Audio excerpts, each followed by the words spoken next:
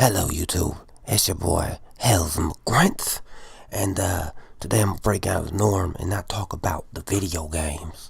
I'm gonna talk about something special. I'm gonna talk about the motherfucking books. That's right, Doom the book series. And before I do that though, I want you to do me a favor. Go ahead and hit that motherfucking like button. Go ahead, leave a comment. Let me know what you think of the Doom books, or fuck it, tell me some random fucking fact of the day. I don't give a fuck. Just say something.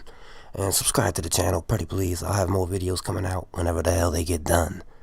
Now, with that being said, let's talk about Doom, the book series. Alright, so this series, right, this book series, was 4 of them. There was 4 of the motherfuckers. It was Knee Deep in the Dead, Hell on Earth, Infernal Sky, and Endgame. Now, that's 4 as in quad, right? As in quad damage. And when I found out about these motherfucking books, I was excited as shit. I'm like, alright, they gonna come in here and do some damage.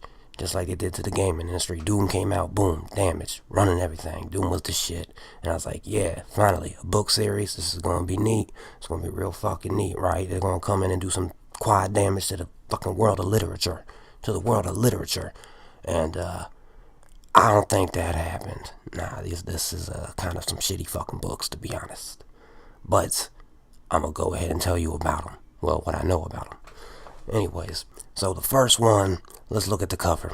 It's called Knee Deep in the Dead, which was episode 1 of the original Doom game from '93. You know what I'm saying? And it just got the regular standard fucking cover art from the original game. Book number 2. Hell on Earth, once again, motherfucking same cover art as from the original game cover art. Let me go over here to Infernal Sky, and would you look at this? Look at this. This is the motherfucking Doom guy, out of his armor, rocking a goddamn astronaut suit, floating around in space with no fucking ship or space station nearby. You can see Earth in the distance. He's got goddamn lost souls flying at him in the middle of outer space. And these lost souls, they shoot fireballs, apparently. They just spit them out. Then you got the Mancopus over here. Motherfucking Mancopus looks a little different than I remember. He ain't got no motherfucking wires from his fucking hands to his back for that fucking shoulder fucking gas tank thing he had. And he doesn't have any cannons. No, it's just straight up flesh. No metal whatsoever. And instead of hands, where his cannons would be, he's just got big gaping anus holes that shoot tiny fireballs rapidly from the way it looks. And Doom guy, I give him props though. He's in the middle of outer space. The shit just unchanged on him. He's dual wielding pistols. He don't give a fuck. He's Doom guy.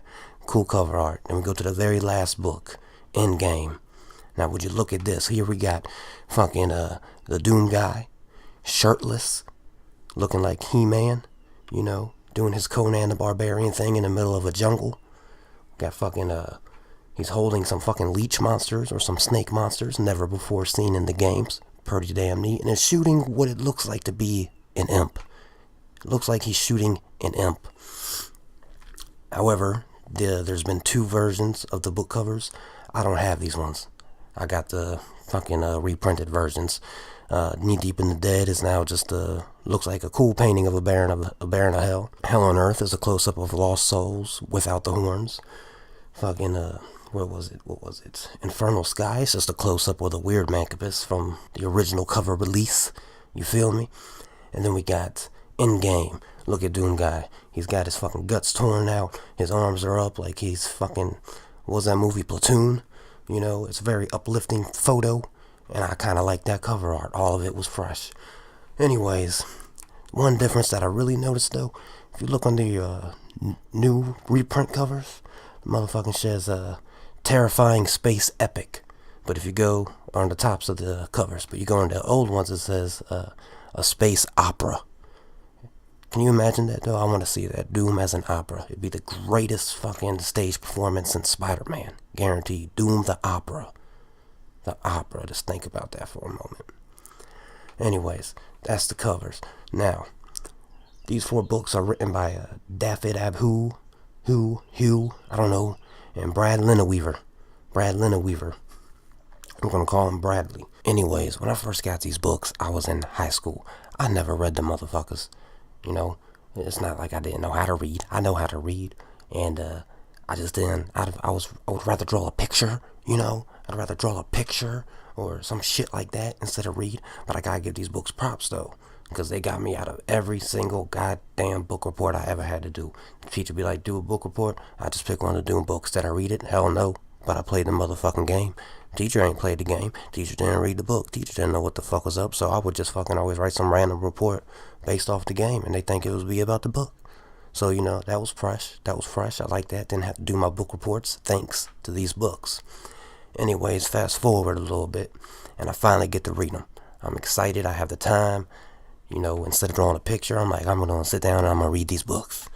And so I read the first book. What the fuck is all I got to say. It starts out, you know, Doom Guy's name is Finn Fly Taggart. You know, Finn Taggart. His nickname is Fly. He has this chick named Arlene, who was his superior officer. She trained him. I can only assume that Arlene was the inspiration for the character Crash in the motherfucking Quake 3. Anyways, book starts out. They're in some other fucking third world country. I forget. It was a weird fucking name, but we looked it up. I looked it up, me and my homie, and it was a real country at a time. It's not a country anymore. So, yeah. Anyways, he was over there. He's fighting this terrorist group called the Scythe of Glory. He has this gunnery sergeant, right? They're in the middle of like a sandstorm or some shit over there. Or just fog, one of the two, and he starts seeing all these people around him. And he got this gunnery sergeant named Goforth. And Doom Guy always compares him to like a pig, you know, some fat, sweaty nigga. He orders him and everyone else in the squad to kill these innocents. Well, this Arlene chick was like, yo, I scoped them out. They're not terrorists. They're not gonna attack us. They're innocents. They're like monks or some shit. Doom Guy tells this to the gunnery sergeant. Gunnery sergeant's a pussy, don't give a fuck. Says shoot him anyways. We can't be, you know, too safe over here. We gotta just shoot him anyways. So he beats the shit out of the Goforth dude. His squad holds him down. They end up firing on the innocents. Motherfuckers die. So as punishment, this motherfucker is sent to Mars. And they were going to do like a, what's it called? Court-martial, just court case type deal on them. And it's an interesting opening, but overall it just doesn't really grab you. It's kind of fucking, it's really drug out. Really drug out. Anyways, he gets to Mars because they get that transmission. Oh, you know, shit's going down, blah, blah, blah. He gets to Mars, and it's pretty cool. He goes into detail. Like, it's not just a bunch of installations on the surface of Mars or any of the moons of Mars. There's actually a giant-ass dome. He said he goes into describe how the dome looks pretty damn thin. Like, you can't even tell it's there, but it's really like this huge hunk of fucking thick-ass plastic and glass and shit. So that was, I don't know, neat little fact, I suppose. But he gets there, all his squad, Arlene, Goforth, you know, there's other people. They end up going to investigate while he's forced to stay on the ship in the cell, guarded by these two dudes named Ivan. They're twins named Ivan. I believe that was their names. Yeah, it was Ivan's. He ends up knocking them out because he keeps hearing the distress calls through the radio. And he's worried about Arlene. And yeah, just boom. Doom Guy pulls some Doom Guy shit, knocks out the two Ivan dudes, gets a pistol, goes on his happily, merrily way. It's not too long before he runs into his first encounter. Of course, it's with a zombie. And, you know, it's basically standard, what's going on? You know, is this a person or a monster? Bullshit, you know, just like every zombie thing. But, you know, it is what it is. That's pretty cool, I guess.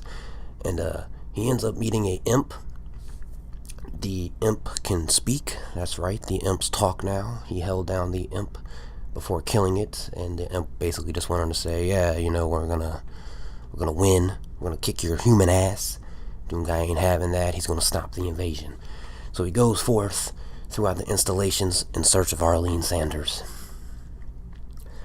And after this, it's just chapter after chapter of boring ass fucking. Doom Guy walks down the corridor, turns around the corridor, shoots a monster, goes down the corridor, finds a new gun, uses a new gun. Just, that's it. That's all you will get. That's it. Then summed up in a fucking nutshell for the next couple chapters. And then starts going into nothing really happens, but it starts going into these weird flashback scenes. Doom Guy thinking about Arlene, past memories he had with her, you know, meeting her. And basically it's just showing you Doom Guy really loves this girl. I mean, he straight up fucking loves her, but he won't hit that because she's about to marry his friend, his homie. He kissed her once, but that was a drunken night, and he refuses to ever speak about it again. It is what it is, They're just friends. He's putting himself in the friend zone, essentially. Long story short, really, he ends up meeting Arlene. They start, she left him a couple hints, throughout the fucking facilities, down the corridors, writings on the wall, shit like that. Follow me here, or she starts making her own maps, shit like that. Ends up meeting Arlene, and they start conversating. Just what they think they are, blah, blah, blah. Well, they come to the conclusion that it's not demons, it's not hell, it's just random fucking aliens. And they have cellular growth technology. They actually go into detail about one chapter that's really very much like the game. Remember on one of the maps, I forget the name of the map, but you saw the intestine type texture they have on when you walk into that room, and all the intestines are on squares and they're pumping up and down. Well, apparently that was actually growing. Yes, according to this book, the aliens were growing other aliens.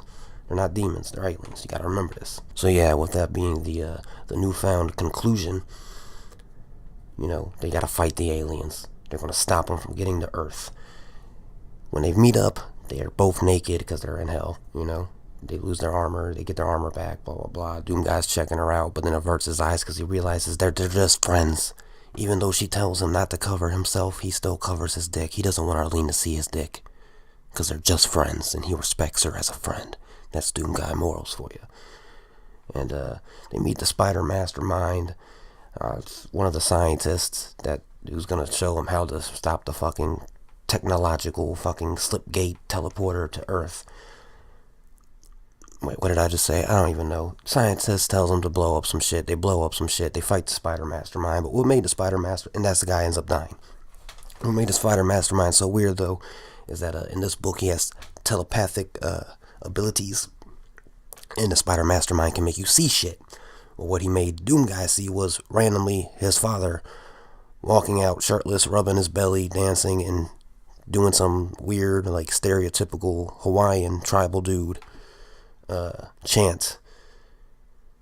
Apparently this was a memory Doom Guy had as a kid when he went to Hawaii with his dad, and they saw a museum, and in the museum they had this mannequin or wax figure of this fucking important tribal Hawaii guy or whatever, and his dad made fun of it, and Doom Guy was very embarrassed, and this is what the Spider Mastermind showed Doom Guy to distract him in hopes to attack. But Doom Guy saw right through it and said, "This is a hallucination. My dad's not on Mars." Killed the Spider Mastermind anyways.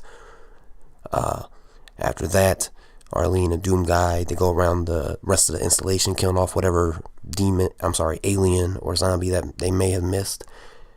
And they realize there is now a crack in the dome. They're going to lose air, and they got to get back to Earth. And that ends the story. That's the first book. A few key things that I found enjoyable, though, was just the attempt to give backstory on the Doom Guy, although I do not agree with the backstory they gave him. Some of the details just seem a little unrealistic to me. Yeah, unrealistic in a Doom game, or, well, Doom book, I know, but still. Character wasn't really relatable, kind of a bitch. All of them were, to an extent, just not really relatable. I thought it was neat that the moon disappeared and floated over hell, just like in the game. The biggest thing, though, was just the whole thing with Arlene seemed rushed, just sort of thrown in. Hey, Doom Guy has a love life, and his motivation to stop hell is to rescue his girl. Not his rabbit, his girl. And unlike the end of the third episode in the original Doom, when you beat the Spider Mastermind, instead of it just being like, oh, you were so badass, hell had to open a door for Doom Guy to return back to Earth. Nah, that didn't happen. He just destroyed it. It is what it is. It's dead. Him and Arlene are now dealing with the loss of air, a crack in the dome. It does leave you interested as to what's going to happen to Doom Guy and Arlene. So it ends off on a bit of a cliffhanger that, even though the book was boring, still makes you want to read part 2. And I'm going to tell you about part 2 in the next video. Hope you like this one. Fucking yeah. Like, comment, subscribe. I'll see y'all next time.